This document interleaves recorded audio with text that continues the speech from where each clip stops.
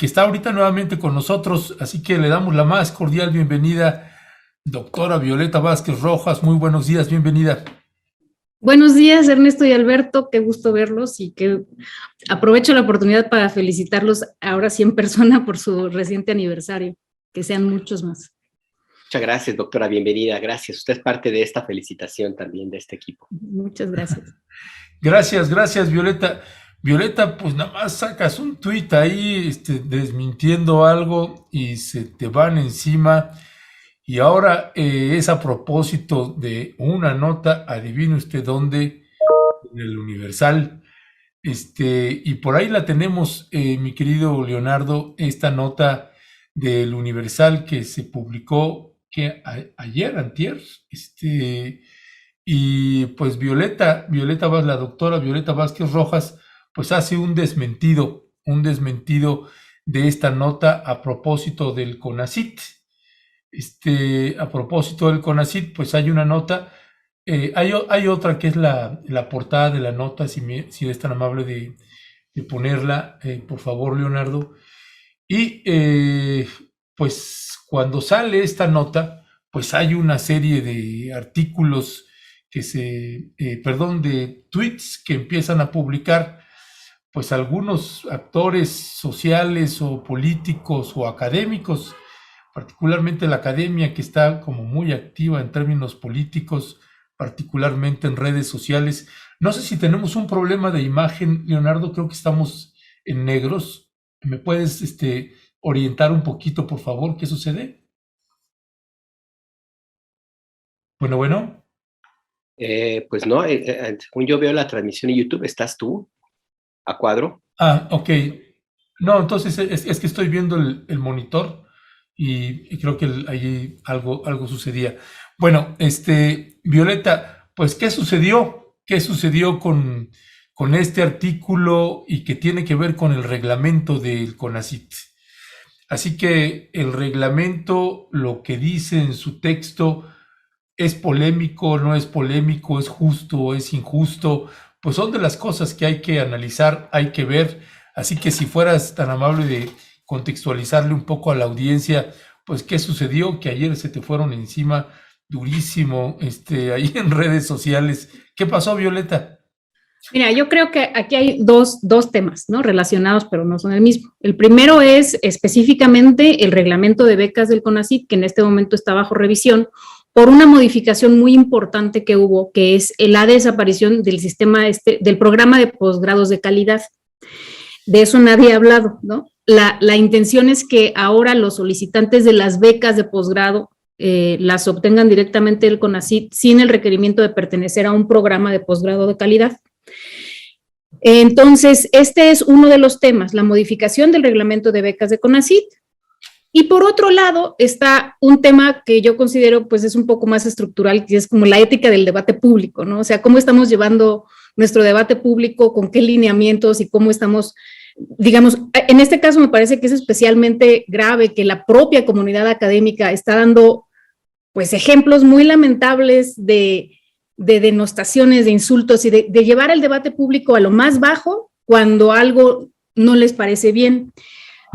Ahora, otra parte del contexto es, pues esto lo acabas de mencionar, no ignoramos que en este momento hay unas tensiones muy evidentes entre una parte de la comunidad académica, quiero enfatizar, una parte de la comunidad académica, y los directivos del CONACYT, por razones justas y perfectamente fundamentadas. Pero una cosa es ese conflicto y otra cosa es el reglamento de becas, ¿no? Entonces, el problema, ahora toco el problema de la ética del debate público, el problema es cuando se quiere meter todo, digamos, en el mismo costal y ponerte de un lado o del otro lado sin racionalidad alguna que medie, ¿no? Entonces, ahora voy a hablar del reglamento de becas. El Universal ayer publicó 2 cláusulas del reglamento de becas, una de las cuales habla sobre las obligaciones de los becarios en el extranjero, ya sean mexicanos en el extranjero o extranjeros en México. Y una de sus disposiciones es que los becarios están obligados a cumplir las normas del país anfitrión y a no participar en protestas y manifestaciones políticas. Así es la redacción más o menos del anteproyecto que se está discutiendo en este momento. Entonces el Universal cabecea su nota diciendo que el CONACYT ahora va por los estudiantes que protesten. Uno, no dice en dónde. O sea, ojo, esta es una cláusula para estudiantes en el extranjero. En el contexto actual, en el contexto de tensión que hay, donde hay múltiples protestas en contra del CONACYT, hemos visto marchas, hemos visto recién tomaron la carretera de Puebla los estudiantes del CIDE, o sea, estamos en un contexto que no desconocemos, donde hay descontento ante el CONACYT. Esta nota, pues, no es falsa, pero es, como diría el clásico, no es falso, pero se exagera. No, es una nota engañosa, pues, o sea, porque quiere hacer creer a la gente que esta disposición la acaba de sacar el CONACYT para ir por los estudiantes que protestan, por ejemplo, aquí en México. Eso es totalmente falso. Entonces, una vez recuerdo que aquí hablamos con Violeta Núñez sobre la diferencia entre la mentira y el engaño, ¿no? Y las notas, justamente estábamos hablando de una nota del Universal en aquel momento, de notas que no es que digan algo falso, pero sí dicen algo que a los lectores los hace inferir algo falso, ¿no? Y ese fue el caso en esta ocasión. Ahora, no toma más de 5 minutos googlear reglamento de becas y ver que esa disposición acerca de becarios en el extranjero está en el reglamento vigente y está ahí por lo menos desde 2009, que fue la última modificación publicada en el Diario Oficial de la Federación. Entonces, pues eso fue lo que yo dije, ¿no? O sea, no hay absolutamente nada nuevo en esa cláusula. A lo mejor en el contexto de la revisión del reglamento habría sido deseable quitarla, esa es otra discusión. Pero lo que está haciendo el Universal es queriendo sembrar un ambiente de pánico y de confirmación de que el CONACYT está persiguiendo científicos y estudiantes, pues con una cláusula que está vigente desde hace muchísimos años. Ese es uno de los temas. El otro tiene que ver con una lectura de una pequeña fracción que se añadió al artículo, que ahora es el artículo 20, el artículo sobre la suspensión, las condiciones para suspender las becas de CONACYT. Y pues entre esas razones hay 5 razones, ¿no? Algunas son por incumplimiento del becario y hay 2 razones, de hecho hay, sí, 3 razones que son a petición del becario, ¿no? Entonces tú estás recibiendo una beca de CONACYT, estás obligado a terminar tus estudios en cierto tiempo, etcétera. Y entonces si tienes una condición, una causa de fuerza mayor, si tienes una condición que te impide continuar los estudios, eso se hace un motivo para la suspensión. Y lo que hace el anteproyecto actual, el anteproyecto que está en discusión, es agregar una fracción, la fracción 4, que explícitamente habla de que esa suspensión es viable cuando se trata de una mujer embarazada, en puerperio, o un padre o madre que está pues ejerciendo labores de paternidad. Entonces, bueno, pero tienes que acreditarlo, etcétera. Entonces, al añadir esta cláusula, o sea, quiero nada más mencionar algo. Esta cláusula pues, mete mucho ruido porque la gente piensa, ¿cómo? ¿Qué motivo de suspensión? Y entonces salen otra vez, ¿no? Las interpretaciones de que el CONACYT va a correr a las embarazadas, ¿no? Una doctora publicó por ahí en Twitter, la 4T está contra el embarazo. Pero eso es absurdo, o sea, es la hipérbole desmedida, ¿no? Irracional. Pues no, es una cláusula para que no corra el tiempo de tu beca mientras estás, pues si tienes alguna incapacidad por embarazo por puerperio. La puedes solicitar o no. ¿Es una medida suficiente? No lo creo. Creo que en ese caso deberían aplicar extensiones de becas por maternidad.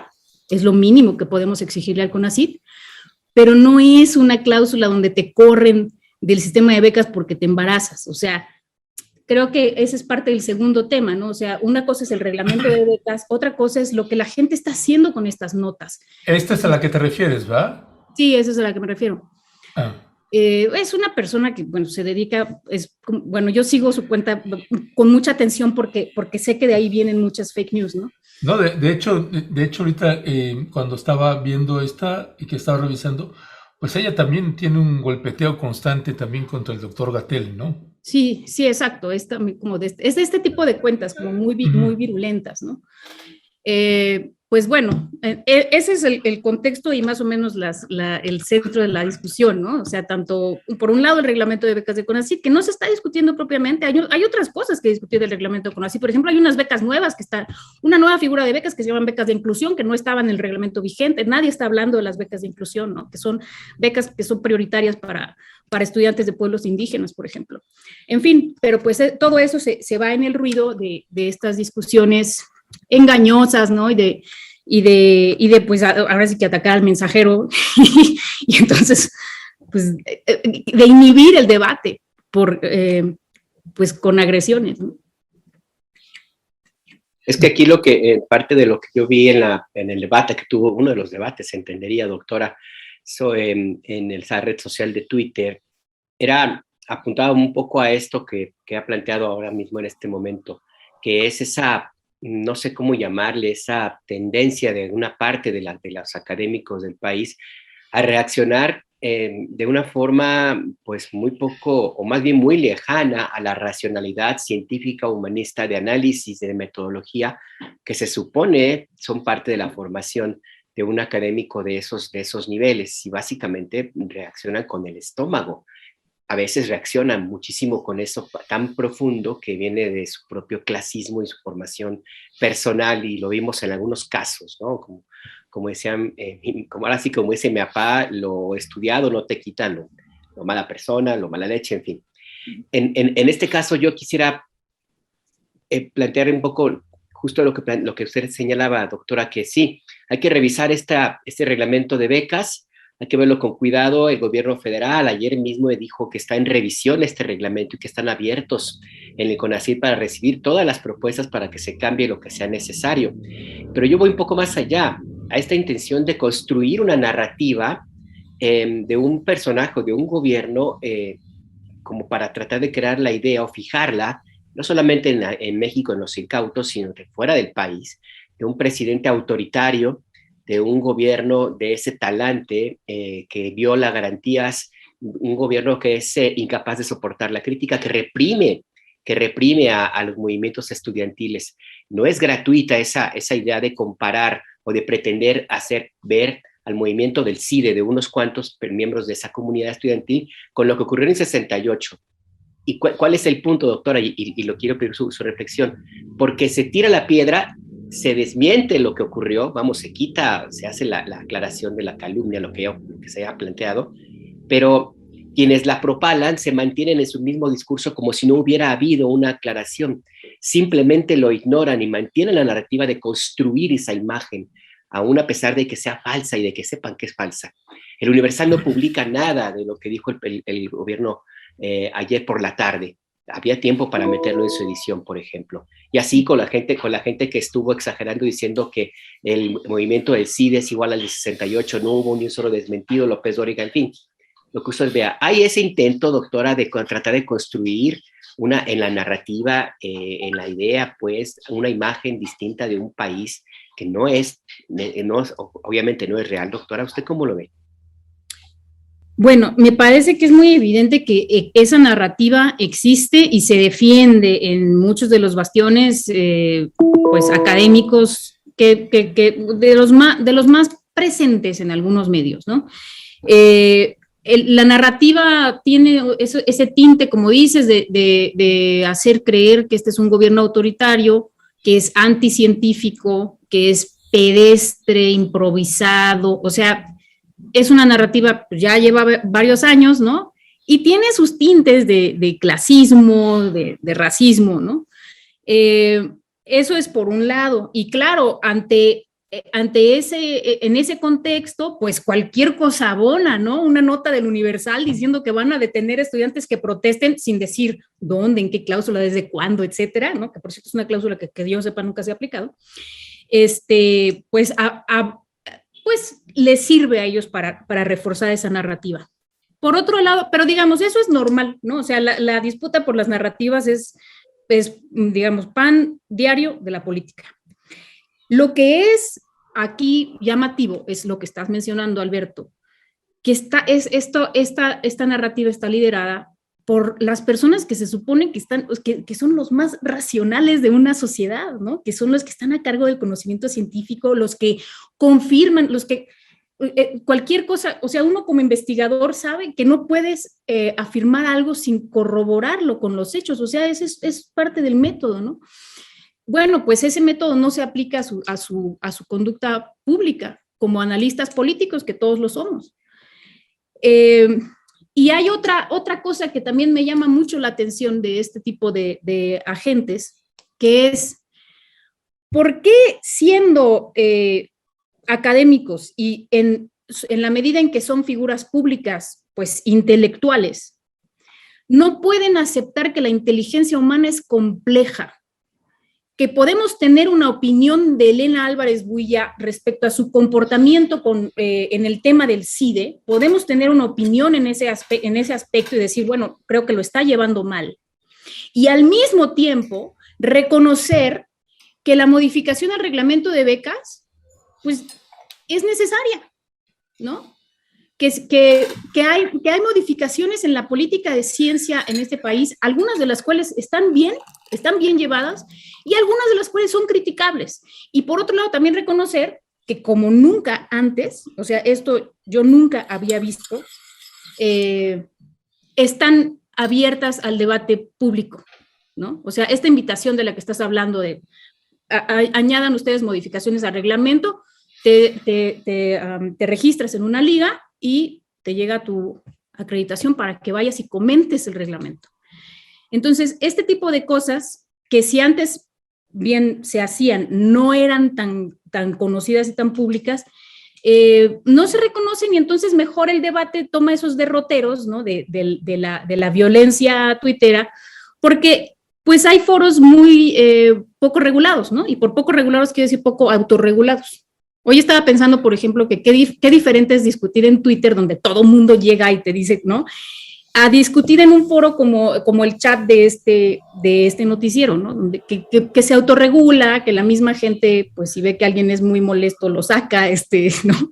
Y que y establecen sus propios umbrales de tolerancia y de lo que están dispuestos a discutir y lo que no están dispuestos a aceptar, etcétera, ¿no? Pero bueno, no todos los foros son así, entonces... No, y menos Twitter, no, es ahí la caldera del diablo, luego, como le dicen.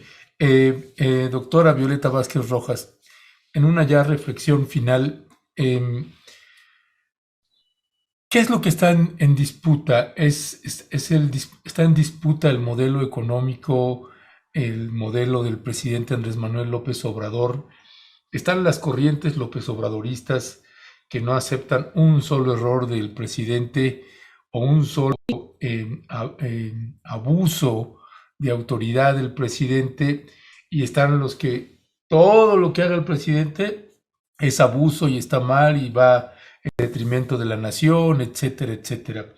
Y este asunto con la academia, que me parece que en cierta medida, pues los poderosos medios de comunicación corporativos, pues han logrado permear un poco en esto que señalaba hace un momento Alberto, qué tanto ha permeado en la población, de que pues sí hay un ataque contra la academia, contra la ciencia por parte del presidente López Obrador, y este tipo de reacciones tan viscerales que podemos ver, puede ser un ejemplo de ello, uno, en términos del académico, la académica que estaba acostumbrada o acostumbrado a no ser cuestionado, a que es, como dicen por ahí, la neta del planeta, lo que dice eso es y se acabó.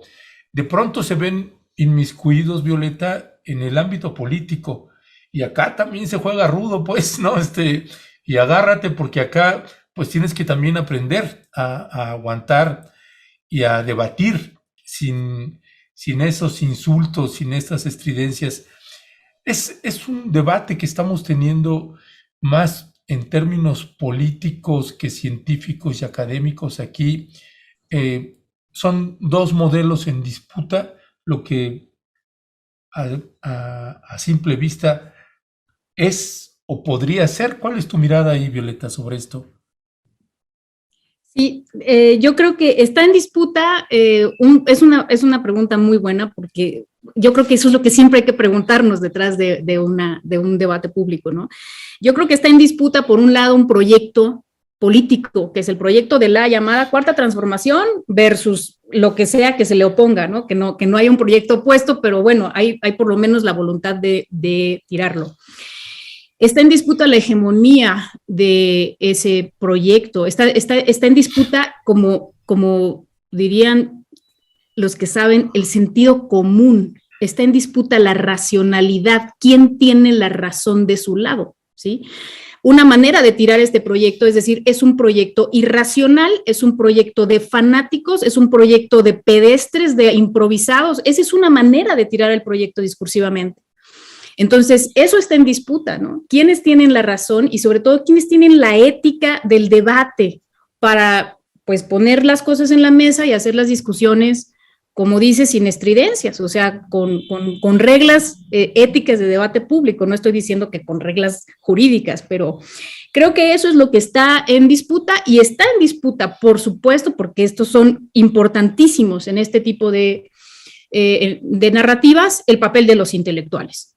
O sea, resulta que los llamados intelectuales o quienes cumplieron ese papel, hasta ahora su legitimidad está puesta cada vez más en entredicho por este tipo de acciones, ¿no? Por este tipo de engaños, este tipo de manipulaciones, y pues están peleando por conservar su hegemonía. Eso es lo que yo creo. Joder, pues a mí perdona, Ernesto, me da como, ahora sí, como diría el doctor Chapatín, me da cosa pensar que durante muchísimo tiempo personajes que reaccionan de esta manera, pues guiaron la opinión pública, fueron como la conciencia social, la conciencia hasta de auditoría de la política pública de este país, y crearon varias generaciones de estudiantes y personas que en esa misma dinámica. Me da como un cierto desazón, doctora, porque eso habla también de ese país que ahí está, porque no se ha borrado, ¿eh? No se ha borrado, ahí seguimos también esa parte, doctora. Perdón, Ernesto. No. Adelante.